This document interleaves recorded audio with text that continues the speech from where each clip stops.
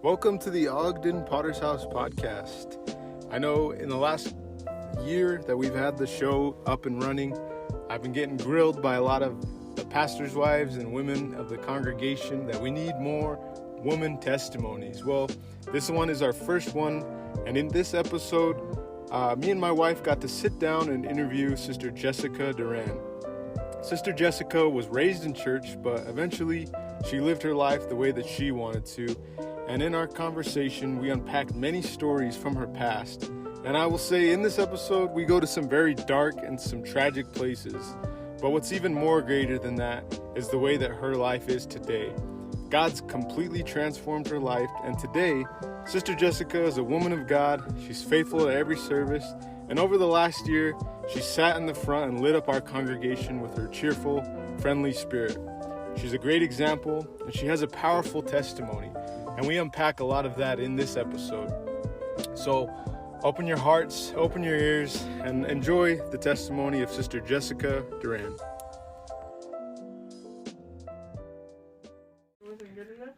Alrighty, ready to go?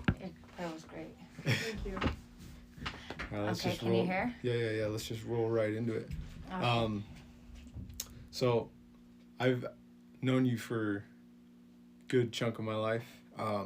But I haven't known the full story. And the whole concept of the podcast is to get the full story. So just for people out there who don't have the whole story, they didn't know you their whole lives, just go ahead and tell us a little bit about yourself. Tell us what your life was like before salvation. All right. Well, my name is Jessica Duran Martinez. I'm married. I was raised in church, so Bart and Robin have known me since I was 3 months old. I was raised in church, except for I wasn't as good as you. I was a rebel. I didn't know Jesus. I knew of Jesus, but I didn't know Jesus. And I think a lot of it, like growing up my whole life, I always felt emptiness and loneliness. I was really broken. I used to pray a lot when I was a little girl. My mom would have us pray, and I used to pray my heart out. I used to pray to God. I had a really hard time when my parents split up. So, Donna and I've always, she's my stepmom. Me and her, we're close now, and I love that woman with everything in me. I'd do anything for her, but it hasn't always been like that. Yeah. In fact, it was hard. It was rough. Things happened to me as a little girl that messed with me. That they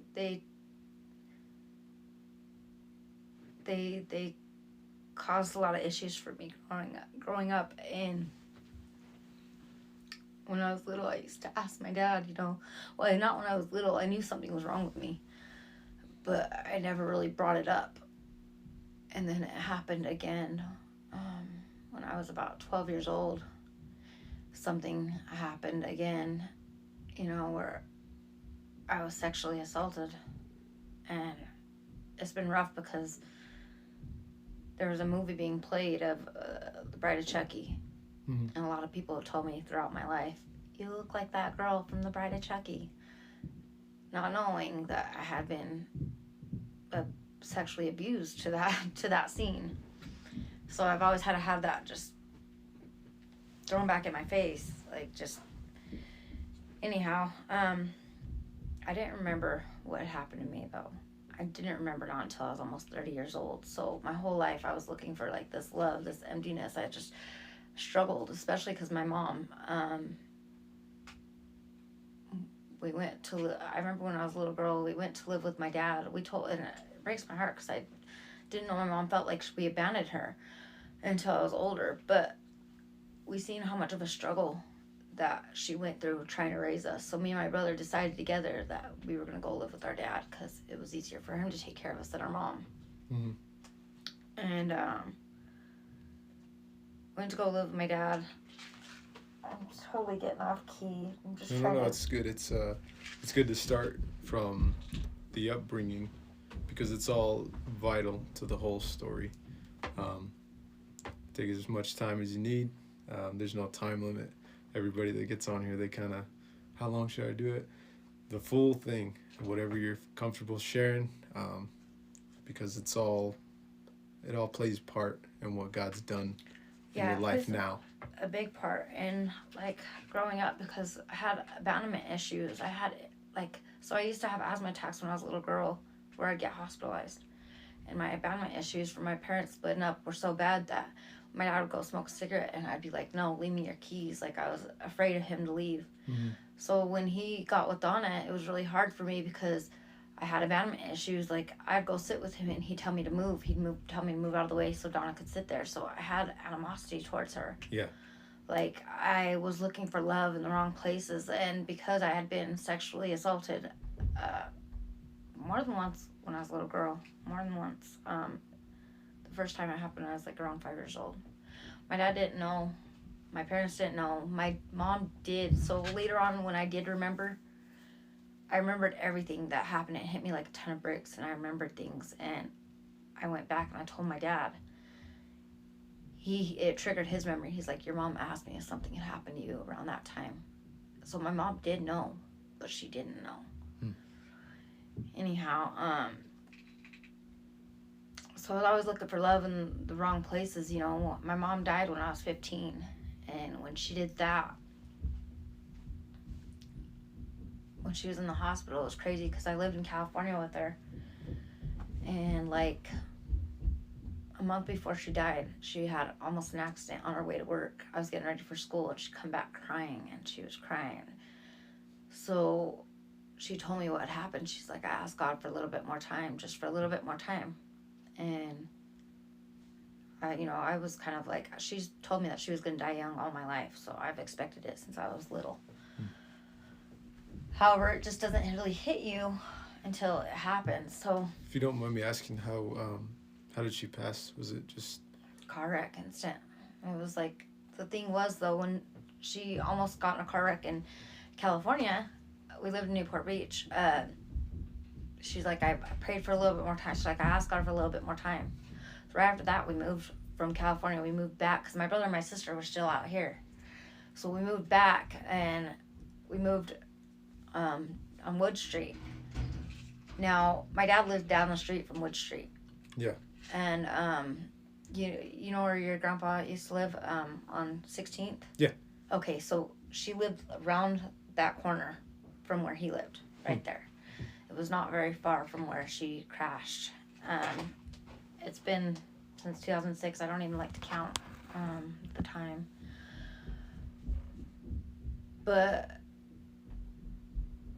she had told me, if I ever get in a car wreck or anything like that, don't keep me on life support. Just let me go. I don't want that to happen. Well, I was too young to make those kind of decisions, so I just kind of had to watch my mom suffer it out in the hospital, begging, I didn't want to keep her on life support. She asked me not to just a month ago. Yeah. So we moved back in time for her to be here. And when she wrecked, I'll never forget, I was curling my hair, and I was getting ready for school, and it was on a Tuesday because the Monday it was like Labor Day weekend or so. I guess I had to back it up though, because me and my mom just before this had gotten a big fight. Like, I don't know what was going on. I don't know why, but she started beating the crap out of me, and I never did cuss at my mom. Never called her out her name. I never swung back, but she was beating the crap out of me. So I took off. I locked myself in the bathroom, but she was getting through, so I had to run.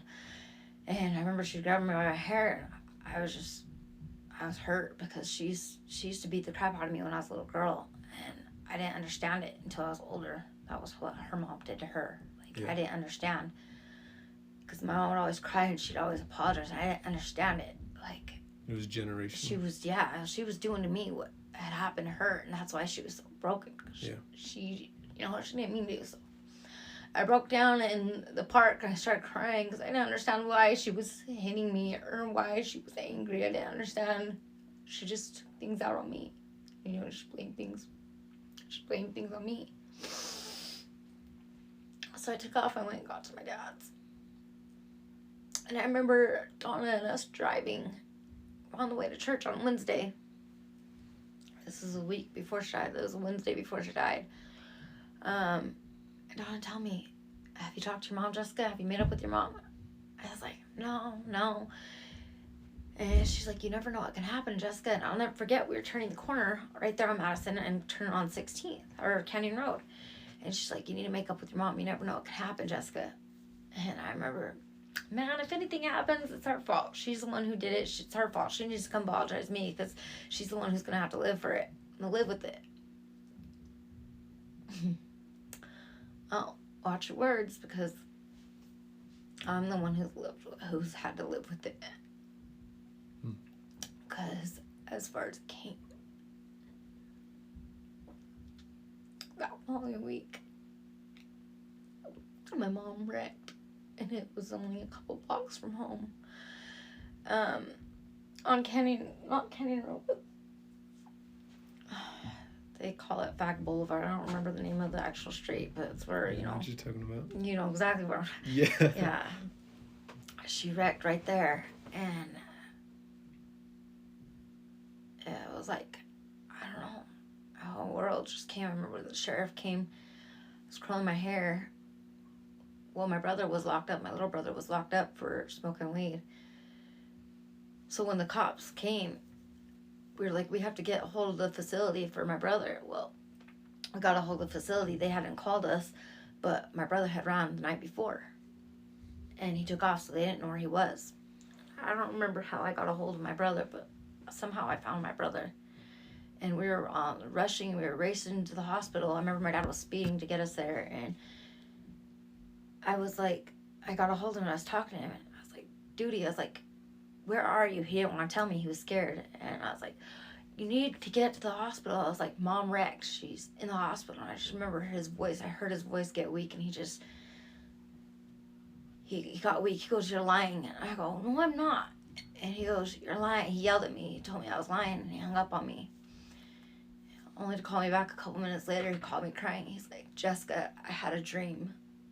That's why I left. That's why I ran the facility, because I had a dream Mom wrecked. So we ended up at the hospital, and he ended up meeting us there. Mm-hmm. And it was just unreal, really. I can't even begin to tell you the things that, I don't know, it was a blur. I immediately, I wouldn't go to the hospital as much as possible. I would be out and I'd be drinking. I started partying a lot. Because death changes people, and anytime I've gotten those calls, you know, and it sucks the air out of the room, and your mind is fogged, you're not thinking straight. How did it affect you right after that? Did you begin to spiral, or were you just kind of like emotional?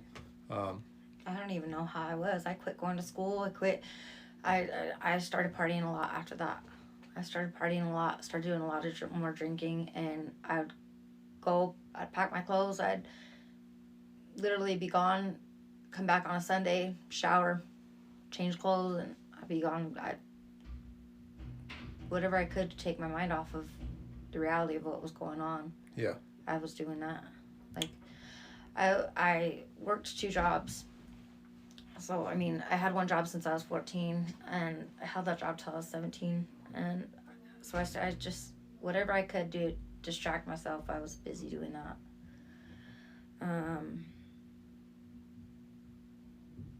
I really don't know. It messed up my brother, because after my mom, so it happened at the beginning of the month, September 4th. I don't remember the dates. September 19th is when I remember calling my grandma, because she kept her on life support. And I remember calling my grandma, and I remember crying to her. And I remember, because I was messed up from it. And I was like, you know, when you hug somebody when they're sleeping, you can tell they're there. I was like, go hug my mom. I was like, she's not there. Like, you gotta let her go. Like, yeah. I think it was harder on me to keep her on life support, because she just asked me, just barely, not to let that happen to her. Like, so I felt like she wasn't there. Mm-hmm.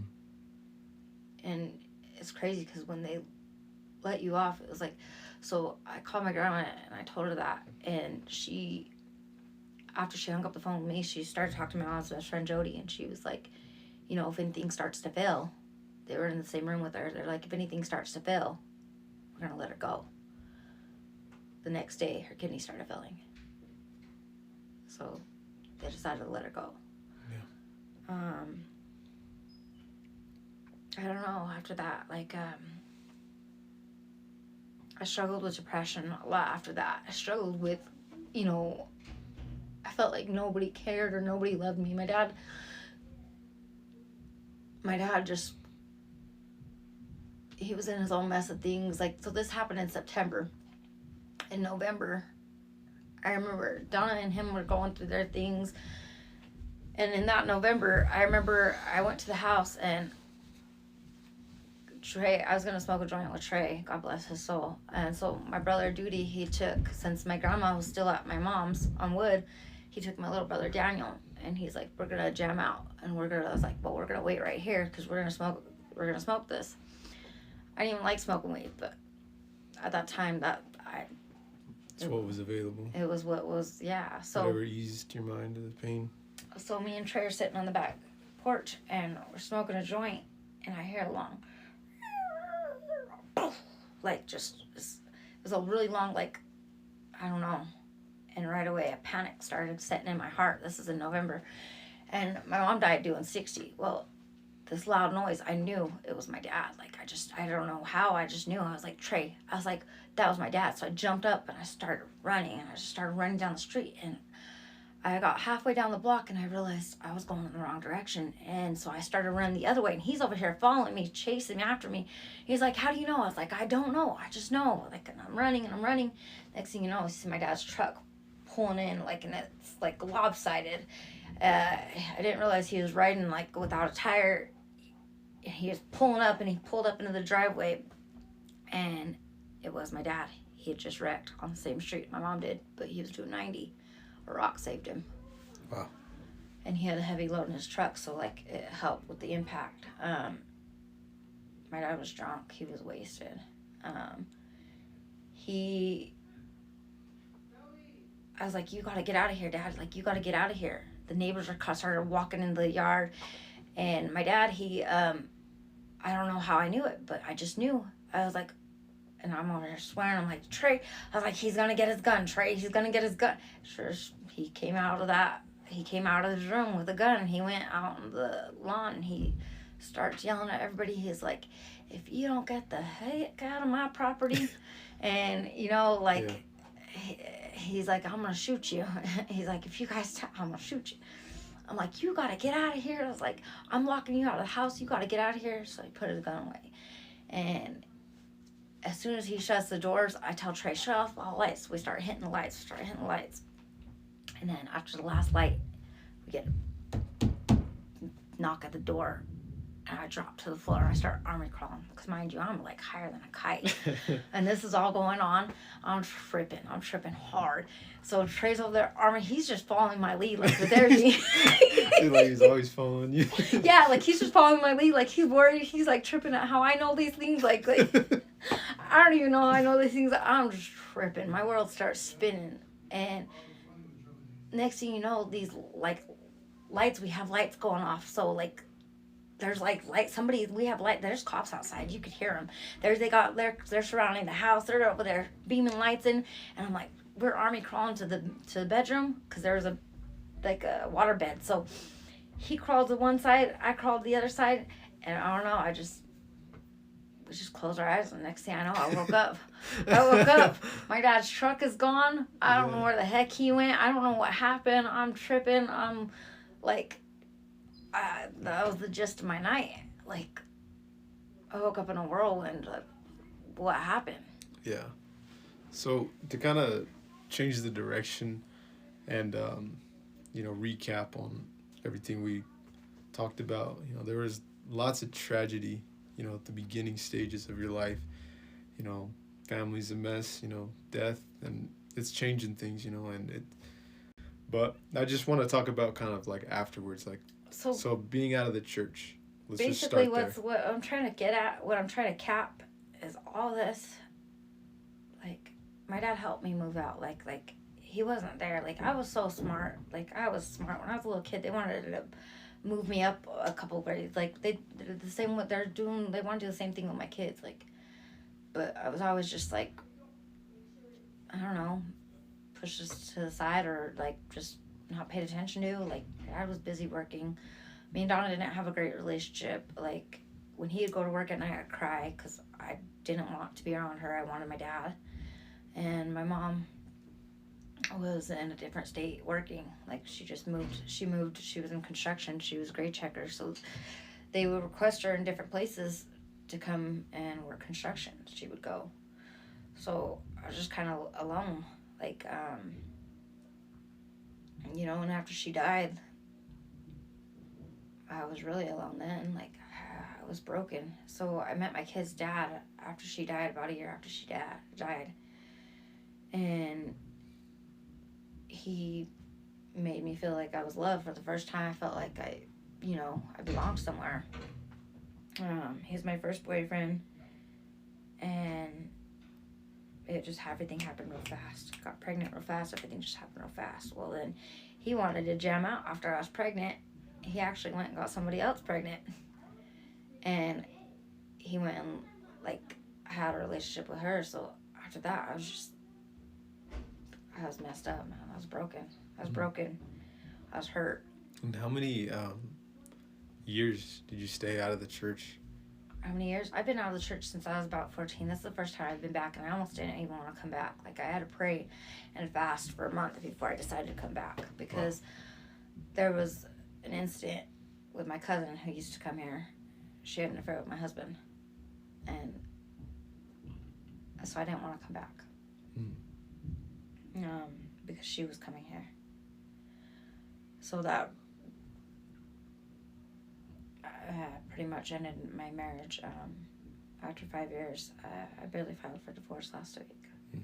So I had just a lot of things that come against me, like that was painful. Like, the things that was painful, it set me off into a slew of, like, so I did a lot of drugs. There's probably, I don't think I did crack, and I didn't do fentanyl. Yeah. Probably did everything else under the sun. And when my boyfriend had died, like, because, you know, I was really in love with somebody, but he promised me he wouldn't commit suicide, and he did. So that was, I don't even know how many years ago, but it's many years ago now. I've had a lot of people just die on me, like, back to back to back. So I've had a lot of death. There was a lot of times where I felt like death was just playing with me, like one thing after another. Like, my time was gonna come. Like, I didn't expect to live very long. You know, so I did a lot of drugs, and I was lost. You know, I made a lot of money. I remember Donna would come, and I'd have money thrown there, like hundreds. And she'd start picking them up, and she'd be like, "You can't keep this money." I didn't care. I'd throw it back down. I'd laugh. I was like, Donna, ain't nobody gonna take nothing from me, because the people I had around me, like, I really did trust them, and I know I could, because it was like, if anybody wanted anything, they just ask. Like, I didn't keep just anybody around me. I only had select people around me. So you got involved in kind of like drug dealing and business. It wasn't drug dealing. It was more like prostitutes. Yeah. It was. They wanted work, and I got them their work, and they would pay me. Up until I was being federally investigated. And I know this because some of the girls, they were like, "Hey," they let me know what was going on. So I pulled out, and there was actually somebody who went to her and her old man went to prison. People I was working with, they went to prison over it. Wow. Yeah. So a huge thing. So you're surrounding yourself with these people, and you're kind of, what's the word, like, in charge, running things. Is that? I don't want to put it as that way. Put it as I was working for them, because I was working for them. They wanted to put themselves out there like that. And the one thing that I guaranteed, the reason I got paid so well for it, was because I guaranteed they weren't going to get in a bust. And I never sent anybody to a bust. So basically, because I would check my calls. Like, I would how do you put it, like cross-reference? Like, I verified who I verified my clients. Like, they weren't my clients. They believed they were my clients, but they were their clients. So sometimes I'd be booking like 14 calls a night at $200 pop. Sometimes I've booked a call at like a couple grand once. You said that you were getting federally investigated? Yeah, because so there's federal agents that had questioned me. The only reason I know this was because there was a couple girls who let me know. Like, they gave me a heads up. They're like, but the difference between me and the girl that got hit, and I told her this. I told her, you're gonna you quit doing this. Well, she was gorilla pimping, and that's a no-no. You can't do that. Like, you can't use drugs. What she was doing was she was getting drugs. She was holding these drugs. These girls who were addicted to heroin and whatnot and would get sick without it. She would get, like, basically collecting the money and giving them a little bit of their, to get them to do these calls. And that's not the way I worked. I would send her calls. But my thing is I charge half of whatever. So whatever I book it for, I'm charging half. You're going to pay me half if you want these calls. And of course they wanted the calls. So I had like 7 phones, 14 phone lines. I'd pay like $300 a day in advertising. Wow. Yeah. And that's kind of like the booking agent. That's the title I was looking for. I didn't want to say like in charge or boss, but I don't want to be the head honcho. Yeah, I can't. But no, being like a podcaster, you think I'd know like the right words to say? No, you're good. You're good. I'm just trying to follow a timeline of everything. My kids could tell you any hotel, like, because I would literally be booking, like, I'd leave state, like, sometimes I would just take off, and we'd go, and we go on these trips. The girls would have a room somewhere down the hallway. I'd have a room. Me and my kids would be chilling. I'd be making money, sitting on my butt. And so they could tell you all the best hotels. They could tell you, like, which one had the best amenities, the best breakfasts. Yeah. Because I would just up and go. How old were you when this was happening? This has been... You don't mind me asking. No, you're okay. Sorry, I forget. I'm like, yeah. Good. This has happened. So I learned how to do this when I was 17 with my kids' dad, because that's what they did. Like, so I learned how to do it when I was 17, and I did it with a team. I had a team that I did it with for several years until I went off on my own. When I went off on my own, I was like 25. Mm-hmm. And that's when I came back here, because I actually left state and I was doing this out of state. Oh, wow. Which state, if you don't mind me asking? Well, we went to a lot of states, but I mean, Phoenix. I was working with a team that I had previously, and then when I came back to Ogden, I did it on my own. Yeah. So it was like a good, 17 up until, what was the age again? Till just barely, like a couple years ago. In fact, I was offered a lot of money to come back to Phoenix. So several years you're involved in this, and did ever in your mind, like, while you're in the world, while you're living in sin, did you ever think, like, what I'm doing is wrong? Was there ever, like, conviction or even thought of the church, Yeah, I thought about God. I thought about things like that. But the way I feel about it now, I feel more bad and guilty about it now because but even then, in a sense, like what I was doing was bad. I don't feel like I was ever a bad person, because the circumstances of my life, like, I found a way to get through life, and I feel bad about it now because even those girls, like, the reason why I didn't get in trouble the way they did was because the girls, I'd always tell them, this is not you get in, you make your money, and get out. Like, I didn't want them doing it. But I was, yeah, but the worst part about it was that I realized now that I didn't realize then. Like, I was comfortable. This is what bothers me now. So being saved, my heart is convicted because I was okay with accepting. I was okay with allowing them to do this. I was okay because of the dollar. I was making money off it, and that justified it in your mind. Well, that's what bothers me now. Yeah. Is I was okay. Like there was other avenues of money, but I was making fast money and I was making a lot of money. Sometimes I'd be broke that morning, and a couple hours later I wouldn't be broke no more. Like, and so I justified it in my mind, like, And now I don't, like, I'm not okay with it now. It bothers me now. Like, I have to let it go, but that's greed. That's disgusting. It makes me angry. Like, those girls deserve so much better, and I knew the truth. That was the problem. Like, even though I didn't know Jesus the way I do now, like, that's the truth. I didn't know Jesus. I didn't know his love until the way I know it now. So I never experienced him like that. Yeah. And so, just to follow the timeline, well, there was one more thing I wanted to kind of touch on before I got to the actual conversion and salvation part. We chatted, me and my wife, with you in private, kind of when I had approached you to first record, and you were telling me, like, man, I got some crazy stories. I got a lot to say. So I just wanted to ask, is there any crazy stories or any crazy experiences you'd like to? Yeah, I'll break this down, because when I went to go collect some money, because I worked girls, right? So on 30th, I went to go collect some money, and I went to have a cigarette in my hand, and I turned my head. Next thing you know, I had this gun on me. And now, mind you, I never had a gun on me before. I was scared. Yeah. But this dude, he didn't know no better. Like, that's why I said my Aunt Mary's got to be here, because she was my road dog.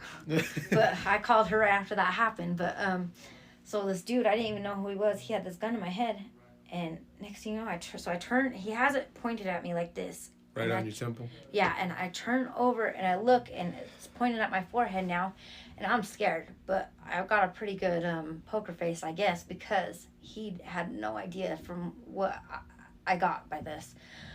I told him, he's like, she says you owe her money. I go, what the? I was like, I go, she owes me money. And he turned, he's like, she said you owe her money. And the minute he did that, well, before that happened, I said, you better pull the trigger or get this gun out my face. And that's when he's like, she said you owe her money. And I was like, she owes me money. Like, and so he turns over, and when he turned over and said, she said, I freaking smacked the gun out of his hand, and it went flying. Well, this gun was busted. I didn't know that at first, though. So it goes falling. So me and this girl start throwing down. We start fighting. And I get on top of her, and I'm swinging. I'm punching her, but it didn't feel good enough. So I grabbed the phone that I dropped, and I picked up, and I just started hitting her with the phone, busting her face with the phone. He's over there trying to pull me off of her. Sorry, I shouldn't be laughing. I'm laughing, but it's okay. It's okay, because guess what? I didn't know who this dude was, but 8 hours later, let me tell you something. This guy, because I called my Aunt Mary, and I had got his name from whoever. I was like, I don't remember his name either. I mean, I do if I tried, but I'm for the sake of, I keep names away. Yeah, keep names away. Yeah. So I called Mary, and I'm like, this dude, I was like, he put a gun in my head, whoop, whoop, whoop, and I was angry. Like, my pride, I had a pride thing. Like, I was gonna, this ain't gonna go down. So the guy that she's with was like, I know who that is. So they get a hold of him. They're like, do you have any idea who you did this to? They're like, this is Lyle's niece. Like, you need to come apologize. So 8 hours later, this dude comes to apologize because of my Aunt Mary's husband. Like, God rest his soul, he's no longer here. But, so he comes to apologize. Well, I had my little homie with me, because, I had my little homie with me. Well, he was going to tune him up, and I was mad. And I was sitting there, and the guy comes out here. He wouldn't come inside the house. He was too afraid. He already knew better. And so I was mad, and I said, I'm not going to say his name, but I was like, give me your gun. And he's like, He goes, they call me Velma. He's like, no, Velma, I ain't giving you my gun. And I was like, man, I'm sick of this crap. How come you guys get to handle your stuff, but you guys, when it comes to me, guys, I can't handle my stuff? I was like, I'm just going to go buy my own gun. And so he goes, man, he goes, I ain't handed you my gun. He goes, I'm going to put it on the table. He goes, I ain't handed you my gun. So he goes and he wipes off. He puts down. My Aunt Mary don't know I got this thing. She don't know. So I get it, and I'm freaking, it's in my pocket. That guy didn't want to come out. So I was like, all right. I was like, I'm coming out there. So I go out to his car. And he's in a brand new Subaru. Brand new just that year. Nice, clean Subaru. Anyways, so I get in the car, and I get in the back seat, and he right away started apologizing. He's like saying this and that. Well, his old lady's coming, and I knew his old lady from somewhere. I don't remember where, from somebody else. I knew her. Well, she gets in the car, and I was like, hey, I forgot my cigarettes up there on the couch. Will you go grab them, please? And she's like, yeah, I'll go grab him. So she takes off. Perfect timing. So I freaking pull this thing out, put it to his temple, and I start climbing from the back seat into the front. And I was like, get out the car. I was like, I go, one or two things are going to happen. I was like, you're either going to get out this car and get your butt whipped. I was like, by my homeboy in there. I was like, or I'm going to shoot you. I'm going to take your car. I didn't tell him I was going to take his car. I just told him he's going to go to prison. That's just what happened. I was like, you're going to end up going to prison because he's out on parole. I was like, you know what's going to happen to me? I go, nothing. And he didn't take me seriously, I guess, because... So I get him out of the car, and he's walking. Well, my aunt she comes up. She don't know that I'm freaking have this guy at gunpoint. Well, he pulled the same thing that I pulled on him. Like, you know, he distracted. He smacked the gun. Like he tried taking it out of my hand, but I didn't drop it. And so now he gets far enough away from me where I pull my shirt over the gun. I'm like, get in the house. My Aunt Mary, she had smacked the keys out of his hand, and he wouldn't get in the house. Well, my homeboy had come out of the house, and he's a Golden Glove boxer. So he's sitting there, and he's like, he's sick of telling that dude to get in the house. So he just starts swinging on him. Well, this dude pulls out a filetto. He pulled out a knife, and I seen it. But my homeboy, he just, you know, he's chunking him up. So, like, he didn't see it. As soon as I had my clear shot, took my shot. Well, dude starts crying. I'll never forget. He goes, what the you do, Velma? And I'm like, get in the car, let's go. And my aunt, she's like, what the heck? Well, when she went and smacked the thing, or like she had grabbed the keys to the dude's car, like, you know, and she grabbed the keys to the car. And so I'm like, the dude's over there limping, hopping away, and we're like, I don't even want to say where we're at because I don't want to. But we're in a little city where this is broad daylight. You don't do this. It's broad daylight, and this is a city. It wasn't Ogden. I'll put it that way. It wasn't Ogden. It was one of those like, can't believe it. Same place I freaking took him on a high speed chase too. But anyway, I was crazy. But so this all happens. Well, we get in the car and we're riding around the block, and I was like, oh crap, because he starts cleaning it. I was like, crap, we gotta go back for the shell. And he was like, you're gonna go back? I was like, yeah. So we start going around the block, and I was like, I think I got him. He's like, you didn't get him. And I was like, I think I got him. And as we're going around the block, so I go back to pick up the shells because we hear sirens coming, and I looked over and there was the guy hopping. I was like, I did get him. Look. I did get him. Anyway, so we turn the block, and I get out of the car, and I'm looking, but the sirens are getting louder. I'm like, get out of here. Just meet me at the house. And he is like, I ain't leaving without you. And I'm like, get in the car. Take it. Go. So he frustrated me. He takes off. And I'm sitting there, and these cops roll up. Well, so I heard him sit on the step. Well, these cops roll up, and I didn't know what to do, so I just... You know, I don't look like first of all, I didn't look like a drug addict. I didn't look like, you know, so I just started walking in front of the cops. Walk just as if I'm walking around the block. And as soon as I got to the front of the building, I freaking ran inside, and I was like, oh crap. I was stuck there. That's insane. I was stuck for hours. So I seen the cops, like they see me. And here's the thing though. Homeboy had to go to the hospital. He was in a white boy gang, and my husband, he was part of a gang, like, but I had went and seen my husband right after that, because I got out there hours later. I got a ride home, but I went and seen my husband sometime after that, and I told my husband what happened in person. I had a person visit with him. He was at the prison. But when this dude gets out of the hospital and he ends up at the prison, he tells his homies, because he's part of a white boy gang, he tells his homies, he's like, this dude, you know, did this to me, and this is why I'm back here. Well, they took it to the gang that my husband was a part of, And my husband was listening, and he was like, He was like, that's not the way it happened. He was like, tell him what really happened. So then the dude got in trouble in his own set because he wasn't telling the truth of why he was really back in prison. He didn't want to tell anybody that girl was actually the one that did it. And it was funny because years later, I found out, that the guy they called for retaliation, they gave him my name. My Aunt Mary got blamed for this for years, by the way. It was like, but she didn't even have no awareness of, like, she got blamed though. Everybody was saying it was her, but it wasn't. But they called, she was mad. She's like, if I go back to prison, I go, you ain't. And so the guy that I found out years later, because he was locked up in prison too, like, or he went to prison later on, I don't know, but he got out of prison, I ran into him, and he was like, you know what? He's like, you got that dude. And he's like, and they called me for retaliation. He's like, they're telling me the story. And he goes, I don't care. He's like, just tell me who did it. Tell me who it was. And this dude's crazy. Me and him used to be back in the day. Like, I wanted to shoot him with his own gun. Like, I couldn't stand him. Anyway, so they told him my name, and I'll never forget the look on his face when he was telling me. He goes, I started laughing. He goes, well, she got him. She got him. That's crazy. So I found that out years later. Anyway, so shortly after that, I ended up with this dude's car because, like, he went going to prison. He didn't tell on me because obviously he was embarrassed. He tried blaming somebody else, but that didn't work out for him.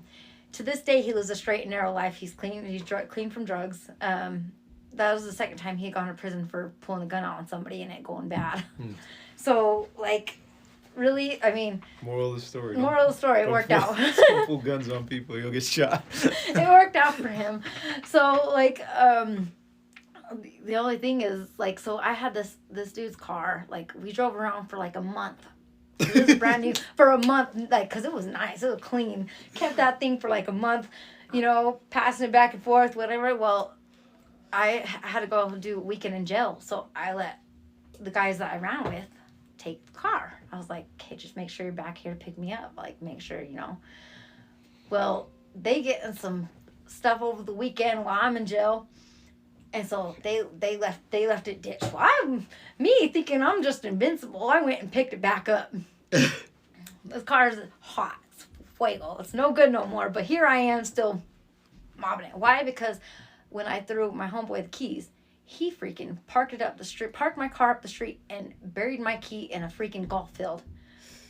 And so I couldn't drive my own car. Yeah. So, I bought a metal detector trying to find it. Never did find it. I wound up getting towed, and I wound up losing my car because of that. But so, anyways, I get picked up out of my jail stay. I went and picked up the car, and I'm on a good one because I'm getting higher than a kite. I have my brother, I have his friend sitting in the car, and I don't know what I was thinking. I wasn't thinking. I was a piece of crap. Like, I had my baby with me in the car, my youngest kid, and we were coming up in the city nearby Ogden, and I was driving, and there was a cop. I seen the cop get behind me, and I knew right then and there. I felt it in my stomach. I was like, So I hit the turn on left, and there's this long straightaway,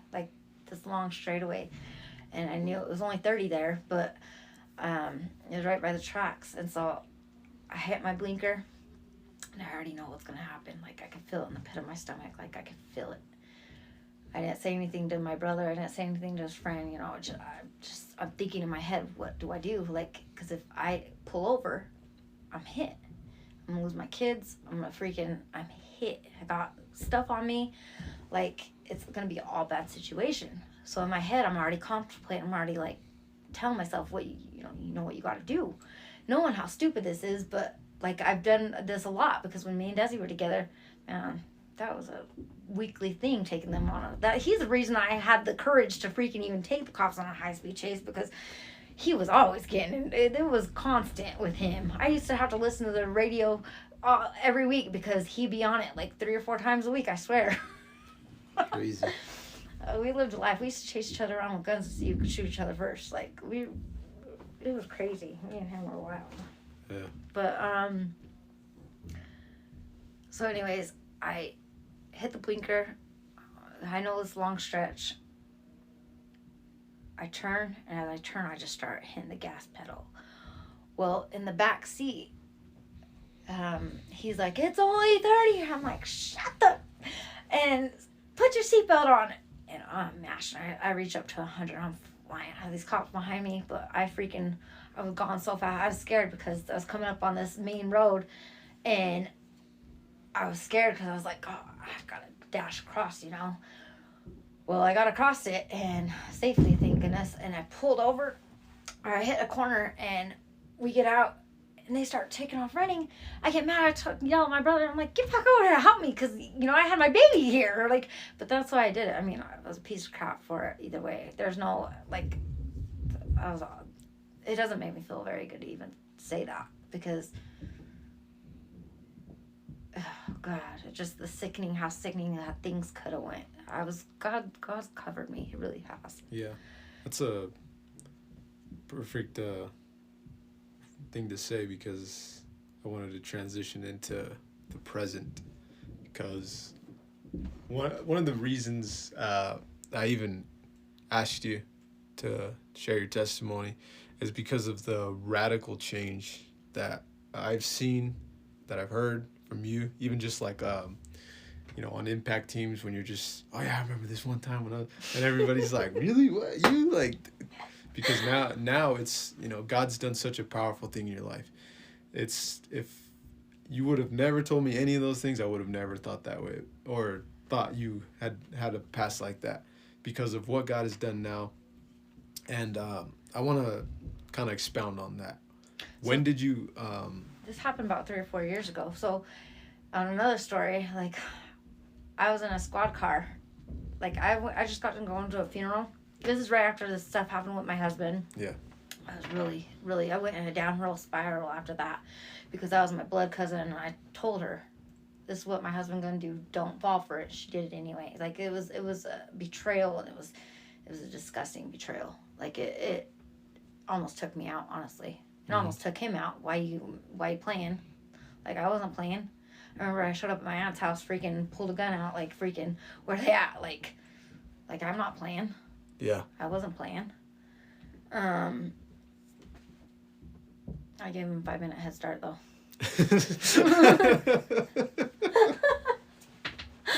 That's funny. I was doing a lot of drugs at this point. I'm shooting up meth. Like I'm just doing a lot of drugs. I remember crying out to God. Like, well, this is so. After Desi died, I quit praying to God altogether. What year was that? Do you remember? No, I don't. I think. Was it recently or? It was. I don't know. It was. I can't tell you. Yeah. I don't remember. I was doing a lot of, at that point, because I was still working girls. I was staying up in a presidential suite, and I was just getting loaded. If somebody didn't take, they took my other kids, but not my youngest. If somebody would have took my youngest, I wouldn't be here, because I would have dove into death right after him. Like, I was miserable. That's the first time I ever experienced something demonic. I never experienced things like that. I did that time, like. Do you remember what you saw? That was a dark shadow. I was walking from the back of my dad's house, and I was going to the doghouse. And I remember I felt it, and it was so big. It was heavy, and I felt it. And I just remember what it says in the Bible about fear. So even though I didn't want to, I started walking slower with more confidence, even though I was scared. I was trembling inside. And I remember jumping into the back door. For some reason, it couldn't go into the house. It was like there was a covering. Like, it's crazy. God's always had a covering. Like, and I jumped in the back to the house, and I just remember I started crying and bawled my eyes out because I was saved. I felt I was saved. After, like, as soon as I got in the house, I was saved. Like, it couldn't harm me. Was anybody in the house saved at that time? Donna. Chills. Donna. Holy Ghost. Yeah, Donna. It was Donna. And that's why there was a covering there, because I was going out to the doghouse so I could go get lit. But, so I wound up getting all these charges, racking up all these charges for all kinds of stupid things. Like, I don't even want to go into all that. But, yeah. So I'm coming back from Pleasant Grove from a funeral. And I have my kids with me. Well, I borrowed this car. I don't remember what happened to mine, but I borrowed this car, and I get pulled over in Davis County on the freeway for a stolen vehicle. I'm like, dude, I got my kids in the car. I'm over here pleading with cops. I'm like, I borrowed this car. Like, this didn't happen. Like, well, I had to call my sister-in-law, Chelsea, to come get my kids. She comes to get my kids. I'm in the squad car. I'm going to jail. And I already had open felony, so it's felony on felony. And I'm like, I'm hit. And I know there's no bail on that. So I'm going to the jail, and I'm sitting there. And I was this close to praying. Like, just, and as soon as I seen those cylinder blocks and that gate slide, I was like, man, not even God's going to get me out of this. I ain't even praying. Because I was mad at God for what happened with Desi. Because I never prayed so hard in my life. That's when, that happened. I just kind of quit. So I didn't pray. So I'm sitting there, and this cop, he's pulling up all my recent record, and he's like he's looking at these charges, and he's like, what the heck? He's like, listen, in all my years of being a policeman, he's like, I've never seen this charge. He goes, you got to tell me how this happened. So I was like, all right. So I started breaking down all how I accumulated, because I got some off the wall charges, just like I do. So so I started telling him like my story. Well, by the time it was done, he's trying to book me in, and he's not able to book me in. He's over there calling the BCI, and I knew he only had one more call. They told him, if you call us back one more time, we'll give you the clearance. You'll be able to book her in.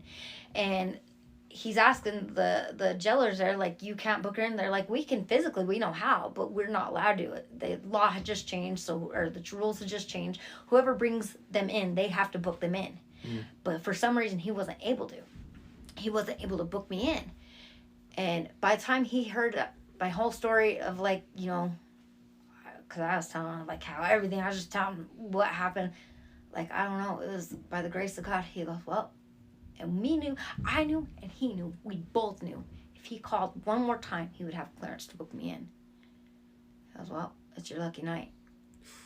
And I remember the jailers were in the bubble, and he's like, I can't book her in. He goes, I can't book her in. He's like, I'm not able to book her in. We both knew if he would call one more time, he could have booked me in. But I don't know what it was. I'm telling you, God had a covering on my life. I'm telling you, like, I should have been in prison.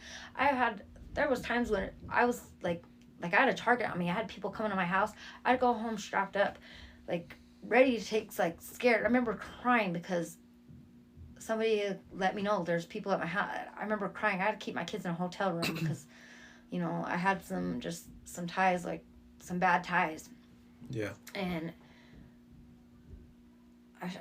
it's amazing that I've even here. So the guy, they're like, yeah, we can't book her in. So he writes the case number down on a card, and he's like, I got to put you back in cuffs, got to put you back in. He goes, I'll drop you off at the end of the street. And I just started crying instantly right there. I felt conviction in my heart because I knew that I just got to tell myself that there ain't no reason to pray, because not even God could get me out of this situation.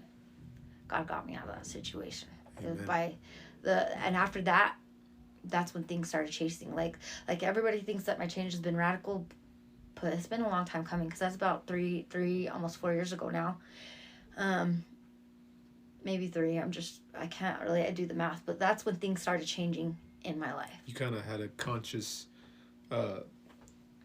choice right there, because God did, when he got me out of that, that's when I started praying again, and that's when I started getting, like, I was still getting high, but there was a difference when I was getting high. Like, I was really seeking God. Like, I was, like, crying out to him. I was praying to him, and I was, like, there was this Grace for Purpose on YouTube.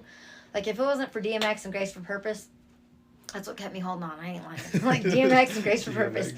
Like, I'm a big DMX fan. I don't listen to his music anymore, but, man, I love for DMX, because I love that dude. Yeah. Anyway, so after that, even my dad was tripping on me. So he drops me off at the end of the street. I go, and, luckily, because this is in Farmington, so they have that little thing. Luckily, there were some people working on a building, before it was opening. I was like, hey, can I use your phone? Like, I call my dad, and my dad's tripping, because this is the second time I called him where I got out of a situation, like, out of a felony jam, and I got out. And he's tripping on me. He's like, how'd you get out? And I'm like, I'll talk to you when you get here. Just come get me. And Don't worry about that. Just and come get me. You could hear it in his voice. My dad's really tripping. He's like, how'd you get, like, he's questioning me, like, so the side eye. I can feel the side eye through the phone. Like, just get here. I'm like, just get here. So he comes to get me. Hours later, it's already freaking way after 1 o'clock in the morning, like, because, it's just, finally he picks me up. I tell him what happened. We get back, and from that point on, God had re-entered into my life. He made himself known, because I came on. So I don't know if I know you were here. I come to church one time, so this is like about 2 years ago now. And during this time, like, I remember I came to church and I was crying to my dad. I was like, please, like, just, you got to stop having, like, my soul's on the line right now. Like, just please quit having like, don't allow, like, I want to get clean. Like, I want to get clean. And he was just looking, he goes, if I didn't do it for my wife, what makes me think I'm going to do it for you? Like, and he crushed me. Well, I brought a girl here. And because she had a demonic entity. I'm telling you, when I look at her and when I talk to her, her eyes were like golden. They were slits, like snake eyes. And I knew when I was talking to her, and I knew when I was talking to her demon. Like, and wow. He was twisting the words, because she was like, I was trying to keep her there, because I was like, just come to church with me on Wednesday. Like, come to church with me. I can help you. Like, I can't help you, but I can take you to where you get help. Yeah. And I remember she was saying, like, it was, I could feel it. I can't even, like, that. This is a long story, so I don't want to break it all down, but, like, things that led up to that. I remember I went in the house, and I remember I was praying against it, because I could feel it. I felt it, like, I knew it. She was saying something. I wasn't even making eye contact with this girl the whole time. Like, my friend had asked to bring there. I was like, no, I didn't. I usually never told her no, but I felt like I didn't want her to bring nobody there. I was like, no. She begged me. So finally I said, yeah. So she brings the people here. Well, I don't even make eye contact with this girl, like, but I could feel her eyes on me. Like, I could feel them. And finally, I don't know how we're talking about scripture. We're talking about something. And she starts twisting scripture right away. And right away, I stopped her. I looked over at her. That's when I looked at her, and that's when I noticed. And I go, don't you do that. I go, don't you do that. I corrected it. I corrected what she was saying. Like, I don't remember what she was saying. It was about the love of money or something like that. Mm-hmm. And I corrected it. And right then and there, I knew that I wasn't, like, there was something demonic there. Like, it was, and I know. So here's the thing. I'm gonna have to break this down, because at that point, this is before we go to church. She's still at the house. Mind you, my mom been dead like many years. She's telling me, your mom's still here. I'm like, no, she's like, and somebody else has told me this too. Like, I took an Uber ride home to work, and I had my kids in the back seat, and I stopped at the daycare at the YC. It was when I think your grandma was daycare. She was at the daycare there. Yeah. So I took my kids in, and I came back out, and I got in the car. And when I got to work, the guy stopped me. He's like, look, he goes, I don't know how to tell you this. He's like, but when I said that you had help, he's like, I didn't mean to offend you. He goes, what I meant was there was something in the back seat with your kids, and when you came back, it wasn't with you anymore. Like, you had help. I just started crying, because Desi had just died like a couple years, around that time. I don't know. So I didn't think it was death. I'm just emotional. Mm-hmm. So anyway, this girl told me the same thing, that I had my mom with my kids. So I'm tripping out. I'm having a hard time. I'm like, and my dad's sitting right there, and I heard my mom's voice. She goes, in my mom's tone, in my mom's voice. I hadn't heard my mom's voice for years. And she said something my mom would have said. She had no idea who my mother was. And she said something to my dad, as if my mom had like entered her, and said it in the same tone. And I just start crying on the spot. I'm like, that was my mom. But then, like, there was something inside me that didn't feel right about it. And I had to go upstairs, and I had to pray. Like, I got in my Bible, and I started praying. Like, I was like, Lord, reveal this. And then I had to come back down. I was like, that was not my mom. That was a demonic spirit. Like, that was something that was meant to fool me. Like, I literally started praying, like, seeking God, like, right after that. I'm trying to keep this girl there because I want to help her. I'm trying to help her, but the demonic, like whatever it was like it was heavy. It was messing with me. It was playing with me. Like it was poking and prodding at me. It was rough. Well, I get her to church. I come to church. She comes to church, and pastor prays for her. Like so we go up to the front, and he's like, "You have something." In fact, I remember watching it on YouTube after. Like he's like, "You have something in your pocket." She's like, "Yeah." She had these things on her neck. I remember that. Yeah, you remember that? Pastor Austin Schmidt. Yeah. Okay, so you remember that? Yeah, I remember that. I was on drums, and I just remember he described it. He was like, "You have something on you. I don't know what it is, but it's physical." I didn't know if it was drugs or I was just watching this, and it was a pipe, just a loaded pipe. Yeah, just real quick, she hands it to him, and he puts it in his pocket and lays hands on her. Yeah. Well, okay. Well, she prayed. He cast whatever was in her. He cast it out. Okay, and I know this because it was completely gone. Like I didn't know her eyes were blue. I thought her eyes were golden, because when I talked to her, like I was talking to whatever she had. When it left her, she was pale. Like we got back to the house, and she had that attachment or whatever it was for so long. Like it was a friend, like to her in a sense. Wow. And anyways, I didn't know this, but Cassie, my friend, had taken her home or whatever. Well, when she got back, she was like, she was crying because whatever she had was gone. It was no longer there. She thought my dad had taken her demon and was playing with it. Like she was tripping because she was set free, and she didn't know what that was like for years because she had that attachment with her since she was a little girl. Yeah. That was real. That was so real. Like just. So you weren't coming to church at that time, but you were. I wanted to. You wanted to. I wanted to. It was in my heart. It was my heart's desire to. But I was really badly addicted to drugs. I was shooting up like. I was in a mess of life, and I was dealing with things like with what happened with my husband. That had really vexed me. It took a toll on me. That betrayal. That betrayal was one of the hardest things I ever went through in my life. Yeah. Because that was my own flesh and blood that betrayed me like that. Like that was my own flesh and blood. That was, my favorite cousin. Like we grew up together. Like that hurt. And it hurt. And the messed up part about it is I had found out on my birthday. I was trying to leave my husband. Mm-hmm. I didn't. But when that happened, that changed the dynamic of everything. Yeah. And so when did you actually go all in, like full force? Like, this is it. I'm giving my life to God.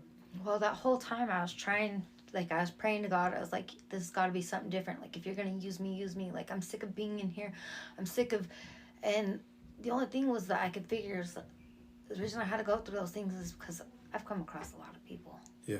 I've come across a lot of people. A lot of people know me, and they know what kind of life. I used to have people come up to me and be like, hey, you're that girl. Like, you can give me work. Or, like, girls.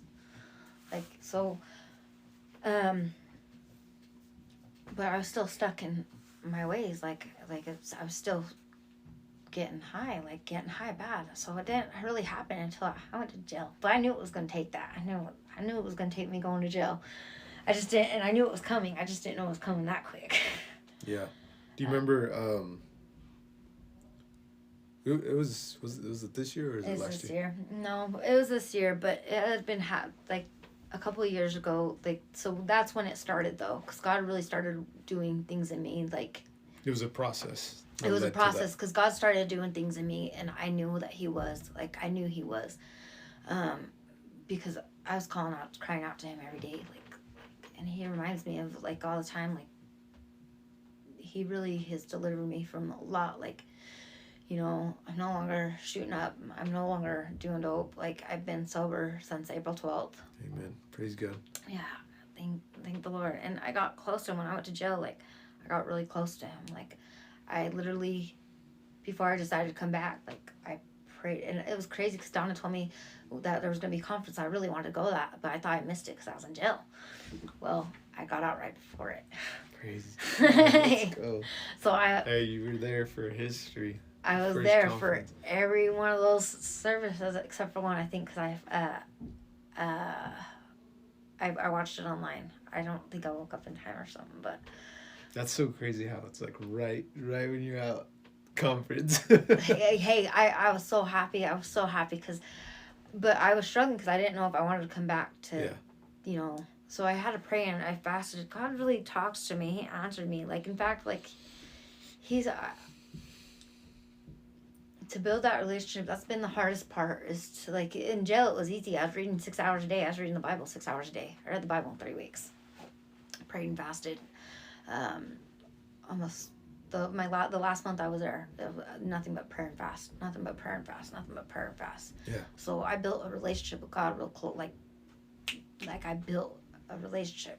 When I got out, it was a little bit harder because the dynamics, so my life changed. Life, reality. Yeah, things changed. Like, so I was trying to read my Bible, but I wasn't reading it as much. So my prayer life broke, and so I started struggling again with things. Like, there was times when I didn't want to come to church. In fact, one of the nights that I got a word, I was like, I don't even want to come to church. In fact, somebody had said something to me.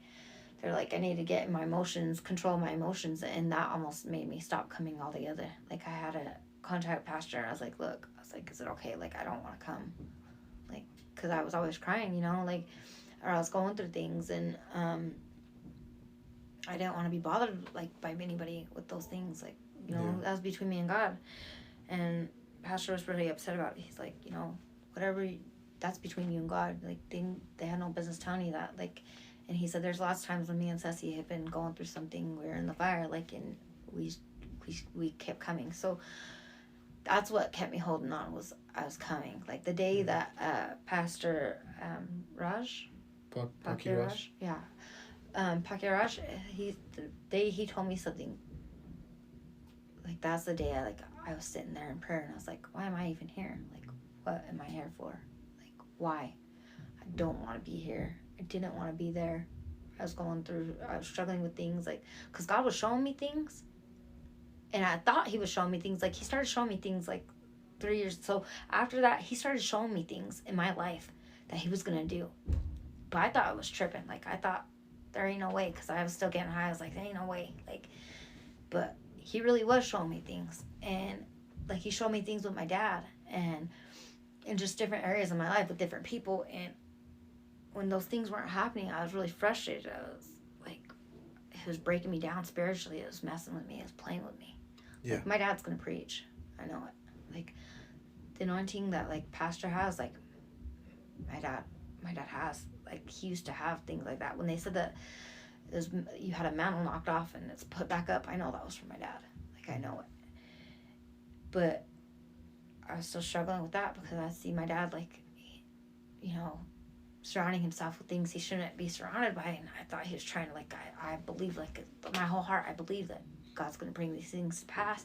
But when they weren't happening, like, I remember I was trying to revert not to my violent ways, but I tried to beat somebody with a shovel. Luckily, I scared the heck out of my brother. because I popped in and I was like, where's Paul? And he was like, he's in the house. So I went and busted in the house. I was like, where's Paul? And he wasn't there. I was like, dang. So I threw the shovel. I was like, and Donna was like, because she told me, she's like, don't go over there. Just talk about, because I had this idea about, I was real excited because I was like, this QR code, you know, I talked to Pastor Barry about it, and I was like, she's like, just pray about that. But when she told me that, no, I was like, I'm like, going to go beat this guy with a shovel. He didn't take my brother serious. He keeps coming around my dad. Beat him. Yeah. So after that, I was like, I gotta stay away from my dad, man. This ain't working out. So then I just got close. Like, my phone kept breaking. I'm telling you, I still don't got a phone. I think I'm better off without it, because now my prayer life went up, my reading went up.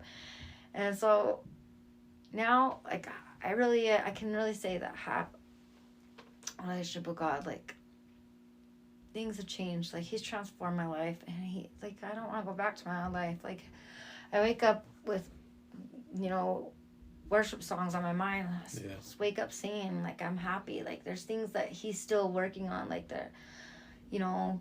But if I could tell anybody, like, the best thing you could do is just cry out to God and get a relationship with him. It's hard. It's not easy. It's not easy to build that. But stay in your Bible and have a prayer life. Write it down. Right? Because you know what? He answers prayers. Like, I filed my divorce last Wednesday because I had wrote a prayer in my, and lo and behold, I didn't know he had, because I don't have a phone. I didn't know that he answered the prayer the next day. Because I said, Lord, if this happens, I'm going to file my divorce because you're giving me a green light. And I didn't know, but I found out that Friday, I was reading my emails and I was like, what the heck? I was like, he answered this the very next day. I had to go open my prayer book. I was like, he answered this. So I wrote it in my prayer book. He answered this the next day. Yeah. So I filed my freaking divorce, like, within 7 days. I filed, it was like within 5 days I filed my divorce, and praise the Lord, it's filed. That's all I can say is it's filed. So things, he's moving things, but he answers prayers. And the best thing I can say is write your prayers down and build a prayer life, because, and it's hard, because I was like, this is YouTube. I was like telling my brother, I was like, I gotta get rid of YouTube. He's like, just delete the app. And I'm like, I can't delete the app. I was like, I was Krishan Rock and stupid Blueface. They're drunk. Yeah. It would keep me up. And so I was like, I can't delete the app. And then he told me when he see me, because he just gave me a phone, like a brand new. I broke it that same day. Like, I went through 5 phones in 2 weeks. Yeah. We did a podcast with Paki Raj, actually, and the one thing that he advised to disciples, to anybody, is to just get rid of distractions. And even sermons, I've heard sermons upon sermons, like, what's that one thing? The one thing, it's your entertainment, your music.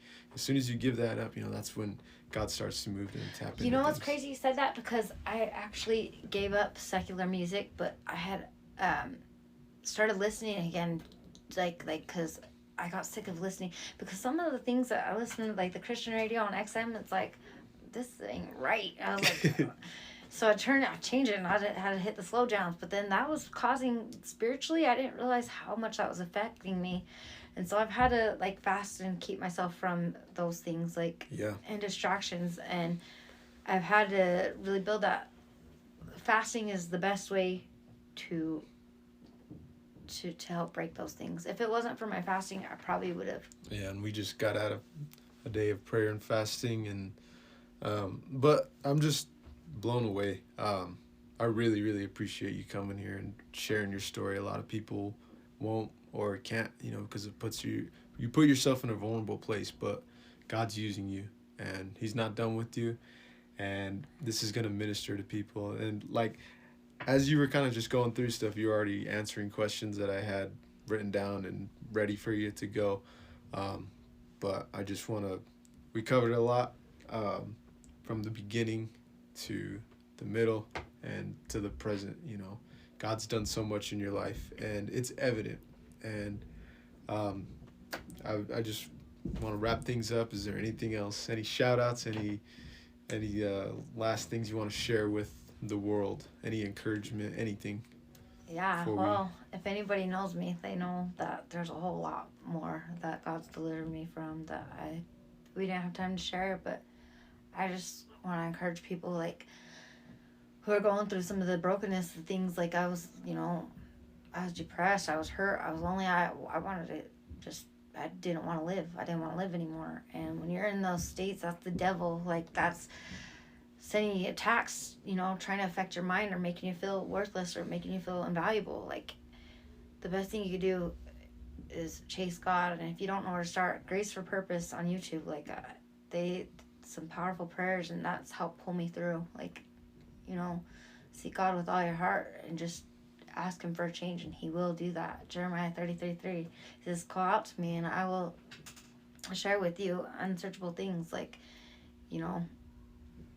that's the best thing. I don't know what else to say. It's like every time I feel like something, it's God. Like, I just turn back to Jesus. Like, his love for us is so full, and I never experienced that until that sermon that we were talking about when I brought that girl. That was the first time I experienced God's love. Like, that's the first time I experienced God's love, like, in a lot of, the first time I felt it, where, like, when I was like in his presence, because I could not stop crying. Yeah, like, it's something that you can't really explain until you feel it yourself. It was so, his love is so full and so just abounding, like just so, like you can't contain it, because you just realize how much he loves you.